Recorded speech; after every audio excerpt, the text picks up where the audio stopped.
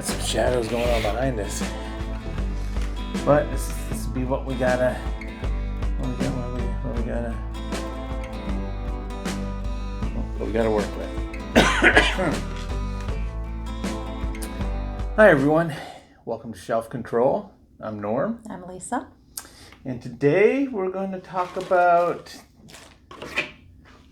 Arkham Horror, the card game. The card game. So this is one. This is the second edition, I think. They've come out with a revised edition. This was one that we picked up from Miniature Market. They had a sale where each starter set was only $6. And so I picked up two copies of this for $6 each because using the old living card game format, you needed 2 copies to have play sets of every card, and at $6 each I figured it was worth giving a try. So we don't have any of the expansions that go with it. We have just the starter set that we thought we'd play through and try. And so we've played through the campaigns a few times, and because we failed numerous times. Because we failed numerous times. So this game is a living card game where they come out with the base set and then they'll release expansion content every month or so. Except Arkham Horror is not a competitive card game. It's a cooperative for 1 to 4 players where you go through a campaign that actually tells a story taking place in the Lovecraft Cthulhu mythos. And Norm really likes that universe, environment, whatever it's called. Lovecraftian horrors? Fantasy Flight with their Arkham Horror, Eldritch Horror, Arkham Horror, the card game, they seem to have the theme down pretty good. So the base set has 3 campaigns, 3 scenarios in it? It's one campaign with 3 chapters. 3 chapters. So you're playing through, and so that's what we got to talk about. There's 5 different investigators that come in the game that have their own special deck building restrictions. There's different colors of cards, like Roland, the federal investigator. He can use the blue cards and the yellow cards. The blue cards are guardian cards, and the yellow cards are called secret cards. And then he can use the gray neutral cards. Wendy, I have survivor cards, which I can do red and green. So Yeah. I have survivor cards, rogue cards, and neutral cards. And then the neutral grays. So depending on what investigator you play, you're limited as to what cards you can bring. With me being the blue and the orange, her being red and green, I can't take her cards and put them into my deck. So they do that to give each character a certain feel to them. There's a criminal, an ex-con, I think, or something like that in here, who uses the blue cards like the Fed, but then uses the rogue green cards like Wendy does. So you'll mix those together and get different investigators that have different feels and different ways that they play. We're all very different people. You can investigate, you can look for clues, you can, on your turn, you get 3 actions per turn, and those actions can either be drawing a card, getting another resource, investigating the spot where you're at to look for clues, and you need a certain number of clues to be able to advance to the next section of that chapter. Or if there's a monster around, you can engage the monster, fight him, or you can evade him if if you don't want to fight him or are unable to fight him. So you've got plenty of actions, or plenty of options during your actions to take. If you have a number of different things you can do, but you can only do 3 of them. And you can repeat them as necessary. So you're going to have what they call the agenda out here, which is a stack of cards that tick up over time. And once this has enough tokens on it, you'll flip it over, read it, and go to the next one. And generally the agendas, as they tick down, that's bad. This is like the timer that's telling you how long the game's going to go. So at the end of each round, there's a tick that gets added to that. And then there's other cards that could potentially add Doom tokens to it as well. And when you have the number of Doom tokens it states on the card, that's when you advance. Just like as well, the other side, to advance in the chapter, there's cards that you need a certain number of clues for. So once you have those number of clues, one of your actions can be to turn those clues in between the 2 investigators and progress in the chapter. Yeah, so for example, the act cards, they have, this one says 3 clues per investigator. So in a 2-player game, you turn in 6 clues between the 2 of you, and then you flip this over and read it and do what it says. So you don't need 3 and 3. It could be that one person has 5 and one person has 1. It just needs to have a 6 cumulative. And sometimes it doesn't have clues and instead says objective and tells you what you need to do to flip it. And so the acts are what you're trying to get through to beat the game Before the timer runs out. before the agendas click through. And so it will tell you to put locations down on the board that you can go to, and the locations will have symbols down at the bottom that match symbols up at the top of other locations to let you know which locations are connected. When you flip them over, they get a certain number of clues. They have a shroud number, which is how difficult it is to investigate and find those clues, and some of them have abilities on them as well. And so you're basically going through the story, trying to collect the clues or get the objectives for the acts to get those done before the timer runs out. And the way that you do that is through skill checks. And so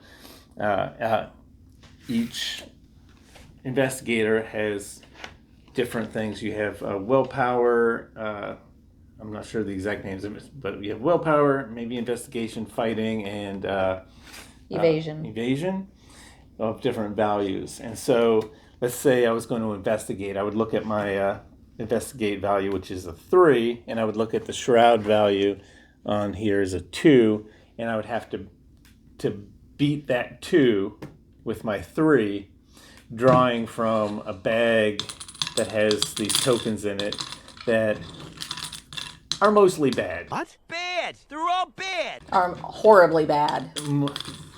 Depending on the level of difficulty you choose when playing. So we played at what? Regular? Or at the base? There's an easy method that takes out some of the really bad ones and gives you a better opportunity to progress. But we're trying to play at the regular, and it's hard. So, excuse me. Yeah, if you're playing it at the standard level, not easy, you have 1 in here that says plus 1. And then you have 1 that is an automatic success, 2 zeros, then 3 negative 1s, 2 negative 2s, a negative 3, a negative 4, and then these an instant loss, and these other ones that will give you various negatives depending on the scenario that you're doing. When you flip over the skull, you'll look at the card and it'll tell you what the skull does. And so counting zeros as a positive, you got 1, 2, 3, 4 positives out of 1, 2, 3, 4, 5, 6, 7, 8, 9, 10, 11, 12, 13, 14, 15, 16. So it's gross. So yeah, it's a quarter of them. Nope, they're all bad.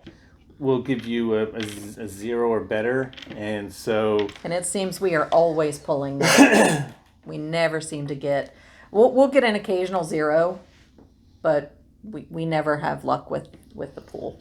yeah, it gets pretty rough because you can play cards from your hand that match the symbol that you're looking for to boost it as well. Turbo boost! If you don't have those cards in hand when you need them, then you're just hoping to draw the instant win or 0 or +1. And so it's the same thing with fighting a monster. Instead of using your book stat, you'll use your fist stat, your fighting stat, and pile damage on your monsters that way. So if you're investigating for a clue, you're using your, I guess, intelligence, That might be intelligence. the book. So you're doing that to investigate for clues. Your brain is kind of like your willpower to do certain things that might trigger. Your fist, of course, is fighting for fighting monsters, and your feet are evasion to evade monsters or pick locks. This is the one I picked. Of locked doors, things like that. So every one of those that you're engaging in, you have to draw from the pool because you need a certain number to achieve it. So that's where it gets rough. So pretty almost everything you're doing, you need to draw from that pool, and it's harsh. Where I have a great evasion, I have a 4, normally has a 2. But his fighting is a 4 and mine is a 1. So I'm not a fighter. So that's very difficult for me to engage in any combat with any enemies. So, but there's interesting benefits to each. If you fight a monster, you defeat it, you'll eliminate it, and it goes away. If you don't defeat a monster, it stays engaged with you, and wherever you go, it follows with you, and you can't take any actions other than fighting or evading without them getting a free hit on you. And so you can take damage, each character. So I can take 7 damage. His character can take 9 damage. And then you also have your sanity. Do we, though? I mean... So there are things that will happen that will trigger your sanity level. So you can go crazy while playing this game. So I can hold 7 sanity. He can only hold 5. So there are things in the game that could potentially give you a permanent, what's it called? Mental trauma. A mental trauma. That carries on from chapter to Yep. chapter. So the next chapter you start with a trauma already. So you've got to be careful as well that you're not getting, certain monsters will deal damage to you, health, others will deal mental damage to you. So you've got to be careful. Some will do both. Yeah, some will do both. So you need to be careful that you're not getting up to those numbers because when one person dies, is that it?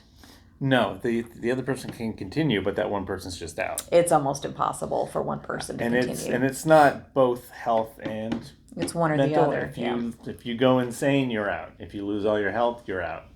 And so you got to watch both. And that's one thing that's interesting about this line, the Arkham horrors and games of that sort, is that it really deals with the mental impact of some of these things. So some of these monsters, it's going to leave you mentally traumatized. Some of these, you've got a weakness in your deck that's a permanent weakness that goes along with each character. And mine, I think, is abandonment, abandoned and alone. So because you were an orphan. Because I was an orphan. So my mother died when I was young, according to her storyline. So I have to take 2 direct horrors and remove all cards from my discard pile from the game. So usually you have a discard pile. Once you go through your deck, you shuffle that back in and you play again. But I have to remove all of it. So if I get this card, I want to get it early on so that I don't lose a whole lot of cards, but I'm still getting 2 direct horrors. And the horrors are the mental, the little brain tokens. So it's a rough trauma for me as my weakness. And then you also get a random weakness to add at the start of the game. So everyone has 2 weaknesses in their deck. You have the one that comes with your character, and then one random that might be something like amnesia or hypochondriac or something like that. That when you draw them into your hand, you have to reveal them and do what they say. So your weakness is going to pop up at the most inopportune moments. Always. And at the end of once all the investigators have their turn, the next phase is the monster phase. So if any of them are engaged, they'll attack. If they're not engaged, then they won't. So then at the end of that phase, you then you get a doom token that goes on the timer that progresses it potentially to change. Everybody gets another resource token. Everybody gets to draw a card from their deck. And then everyone gets, what are these? What's this deck? What is that? What is that called? They call that the encounter deck. So you draw from the encounter deck, everyone does. And you usually have a lead investigator, and that person will draw first, and you just choose who you want that lead investigator to be at the start of the game. There'll be cards that say the lead investigator will decide what action to take. So then you'll draw from the encounter card, and there's different things. This one happens to be Frozen in Fear. So you put Frozen in Fear into play into my threat area. So that would go in front of me. And then the first time you perform one of the following actions, whether it be move, fight, or evade, each round it costs an additional action. So you only have 3 actions. So this would take 2 actions to either move, fight, or evade.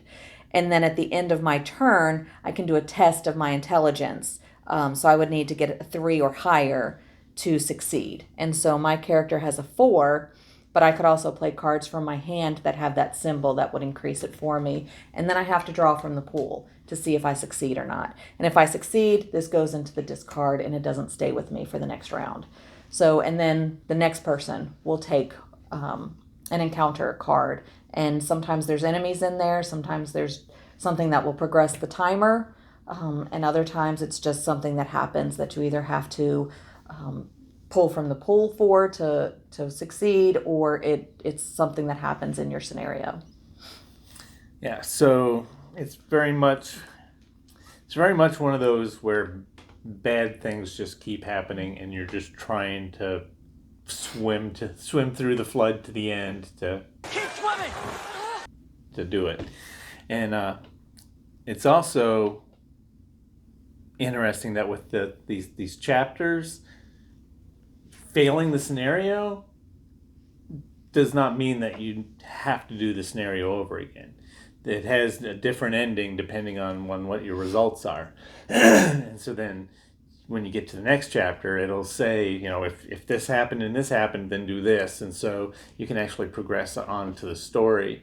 And so there's actually like some story to the failing as you're going through. You're actually still telling a story even though you're doing horrible as you're playing.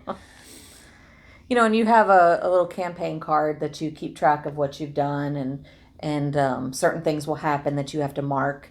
And if those things have happened in the next chapter, again, like Norm said, it tells a different story. So you have to keep track of all of that. And some things at the end of your chapter can cause a permanent mental trauma that carries over to the next chapter. And if you have so many of those, you go insane, and that character is completely out of the game.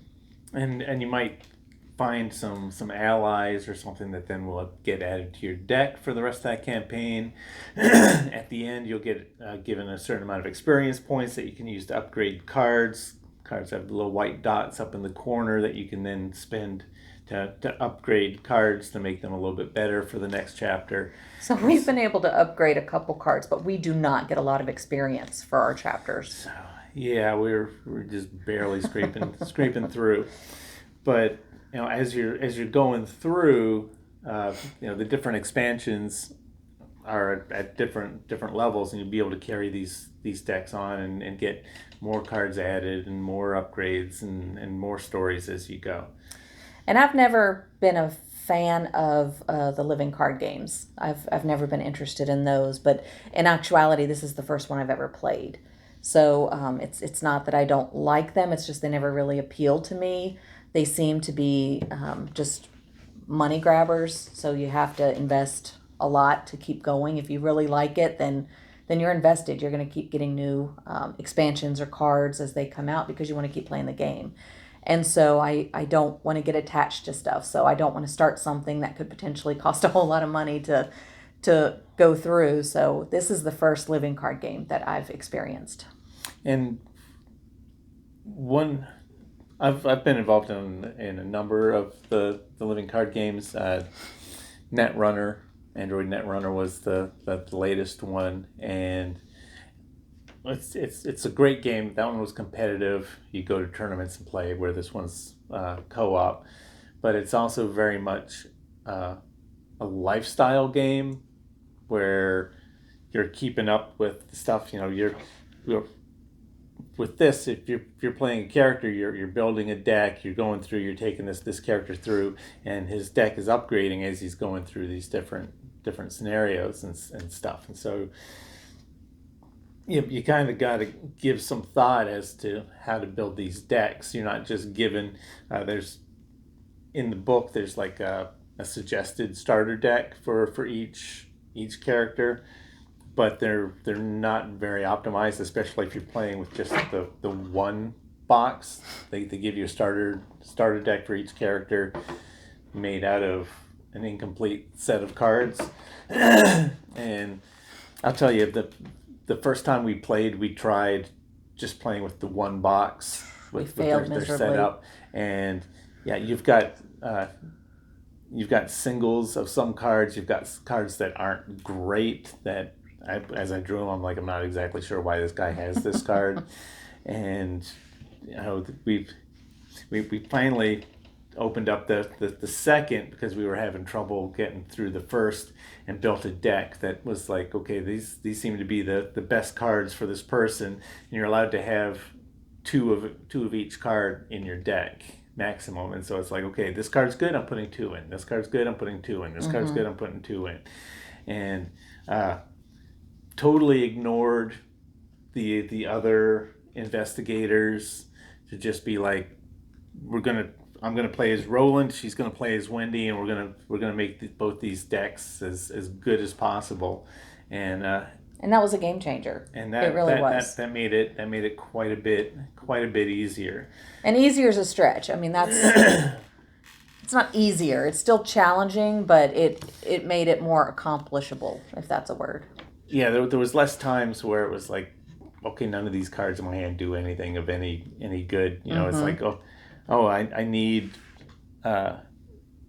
We've got all the clues. My hand's full of books. I don't have any cards that boost my attack anymore. And we've investigated everything. Now we just need to kill monsters, and so you're kind of in a spot if you've got nothing to help you with your attacking.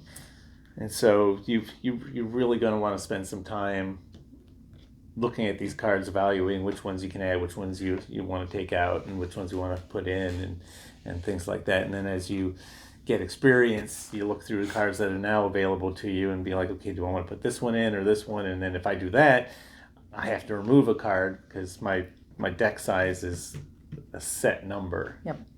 So, and there are certain cards that you may get that says it does not contribute to your deck size. So those are little bonuses that you might find along the scenario. So those are good to have.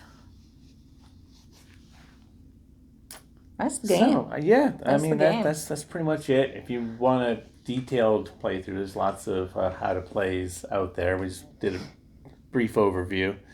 Was it? What do you think? What do you like about it? I like the game. I like it. I didn't want to like it because, again, I don't want a living card game. I don't want to invest. Gaming is a hobby for me. I don't want it to become, like he said with Netrunner, a lifestyle of it kind of keeping up with everything. I don't want that, but I have enjoyed playing this. It's challenging. It makes you think. You've got something you need to accomplish. I like co-op games. So yeah, I like it. I like Wendy's abilities. We looked at some of the others, and I was like, nope, I'm just going to finish this with Wendy. And she's an urchin. Her mother died when she was young, so she's kind of been a loner. So I like the things that she can do. She's weak, which I'm weak, so it's fine. She's intelligent. I'm intelligent. It works out. So I can relate. I can relate to Wendy, but I appreciate the style of this game and the mechanics of it. I think they did a really good job putting it together. I agree. It's a pretty well-designed game. The way the locations have the symbols that link them together, so you know which goes where, and the puzzle as you're playing through is neat. Like there was times when we were playing with her being really good at evading. if you evade a monster, you basically turn it off for that turn. So He becomes it doesn't do exhausted for that anything. round. And so, and I had a machete, which is a weapon that I do extra damage if that's the only monster that is engaged with me at the moment. And so there'd be times where I'd have two monsters. On her turn, she would engage one of the monsters, get its attention, and then evade it, leaving me that one monster. So then I could attack it and do some extra damage. And so there was a lot of controlling the monsters that way. It's like, okay, you've got two monsters on you. Let me pull one over. I won't be able to kill it, but I also have 9 health, so I can take the hit this turn, and so I'll bring that monster to me, maybe put a little bit of damage on, take some damage, and so because he can take more damage than I can. I'm great at evading, so I would do that. I have a couple cards that allow me a good hit in, but as you progress in the chapters, the monsters get a little bit tougher, so it makes it harder for me to attack and fight any of them. So I try to do some of the control off of him so he can focus on just one monster and get the better hits. But then I also can evade, and I've got cards that will deal some damage if a monster's exhausted. So if I can evade him and exhaust him, I can potentially put some damage on him to make him weaker for when Norm attacks. she can be a little sneaky. I'm sneaky. I like the way that they've done the stories with the cards. You've got the little book that tells you how to set up, and when you get a certain number of tokens on the card, you flip it over and you read the other side, and it tells you how to set up for the next little bit. And It's so well done for such a simplistic setup. So it's a small box. You've got just cards. That's all you have, cards and a few tokens. But the cards tell you all you need to know, and so I think that's pretty neat. there was, I would set each of these up before we would sit down and play. And there were some times where you're like reading through the setup, and it would say, pull out these cards with these symbols on it, and the locations themselves have the same symbol as the encounter cards, and they're all together in one deck. And so I'm like flipping through, trying to make sure, okay, are these the cards they mean, and this and that. And so there was a little bit of confusion to that. It would have been nicer. It would have been more expensive if they had them in envelopes in a certain way, instead of just packing them in a big Ziploc bag all. Willie Nelson! Oh, willy-nilly. All willy-nilly, just be like, you had 2 stacks of cards, and it was like, find the cards that you want mixed through them. But I was able to figure it out. So He's good at that. People smarter than me could probably have no problem with it. Even smarter than me! So we're keeping it, obviously, because we're still in the midst of playing it. But then we'll probably get some other chapters to add to this to see how we like it. That's interesting, because I was thinking of not keeping it. Really? I enjoy it. I think it's really good for what it does. I could see keeping it in the hopes that the second edition expansions get thrown up cheap, because they've come out with the revised edition, which is basically you'll get 2 of these in one box. They went away from the having to buy 2 boxes for a complete set. It's more expensive, but you're getting everything, and it has a few more upgraded cards and stuff, and they're going to come out with the expansions that they did for this, reprinted, packed together instead of the way they did it. And that's again why I've kind of stayed clear of living card games, because I don't want to fall in love with one of them and then have to fork out all this money to keep up with it and keep playing it. So if you think we shouldn't keep it, I'm fine with that. Well, the only thing is, because we would definitely wait for the next chapter to go on sale. We wouldn't buy it full price. because the in-between, as we find a clearance of an old copy of a of a thing. It's almost like you have to become reacquainted with your deck. Yeah. And what if you wanted to play another investigator? Then you've got to sit and think, okay, how do I want to build this person's deck? And maybe go online and find some decks that other people have built and strategies like that. And I don't know, odds are we're not going to find the expansions on clearance in the order that they came out to play them. Right. I'm okay with showing some shelf control. That's the name of the show. Yeah, I think we have Eldritch Horror, the game, and we've played it a few times. We haven't done a video on it yet, and we'll I do don't that. remember how to play it. But it's the same theme, but it's more of a board game than the card game, and I think I could live without this one. And Well, there you have for it. the time being, the other one does. So in this case, I'm the one that's got the shelf control. I don't know. Up is down and down is up. I'm this fine one. with that. It pains me because I really Because he like wants to keep every single game. I really like card games like this, but And the fact that you did walk in the door today with 3 more games. Allegedly. I'm gonna have to do a video on thrift store finds because it was ridiculous. You've already done a video on thrift store finds. I know, but Part 2. Part 2 on that because I found some crazy stuff. He was So- only going to Costco. The used bookstore's right next door. And he came back with 3 games.